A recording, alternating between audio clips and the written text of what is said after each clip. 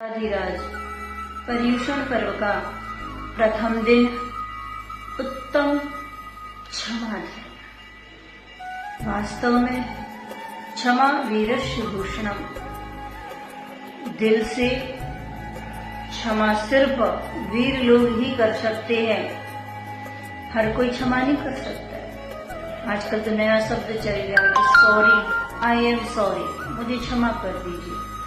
जब तक शब्दों में मृदुता नहीं आएगी तब तक हम हृदय से क्षमा नहीं कर सकते।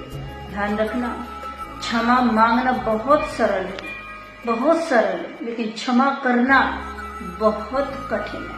हृदय से किसी को क्षमा नहीं कर सकते, क्योंकि यह वीरों का आभूषण है। इसके लिए हर कोई क्षमा नहीं कर सकता।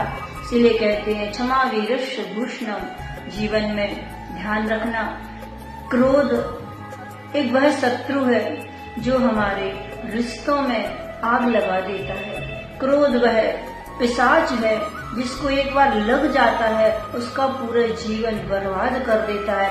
द्विपायन मुनि के बारे में आप सभी ने सुना ही होगा। एक छोटी सी क्रोध की चिंगारी ने पूरी द्वारिका नगरी को जला करके राख कर दिया और स्वयं को भी जला डाला।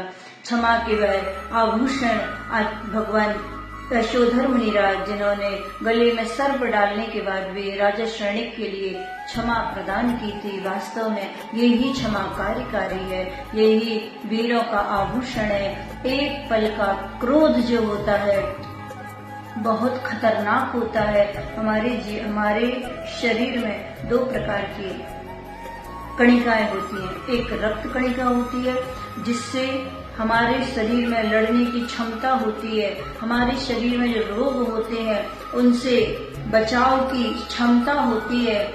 लेकिन एक क्षण का क्रोध जो है वह हमारी उन सफेद कणिकाओं को रेड कणिकाओं में, रक्त कणिकाओं में, लाल कणिकाओं में परिवर्तित कर देता है, जिससे शरीर में कमजोरी आती है, अनेक बीमारियां आती हैं, क्योंकि ये क्रोध का ही कारण है जिससे हम अपने हंसते खेलते परिवार के लिए एक आग का रूप देते हैं, जिससे हमारा परिवार नष्ट भ्रष्ट हो जाता है। क्रोध को क्षमा से जीतें, क्योंकि क्षमा हमारे जीवन में जब तक नहीं होगी तब तक वह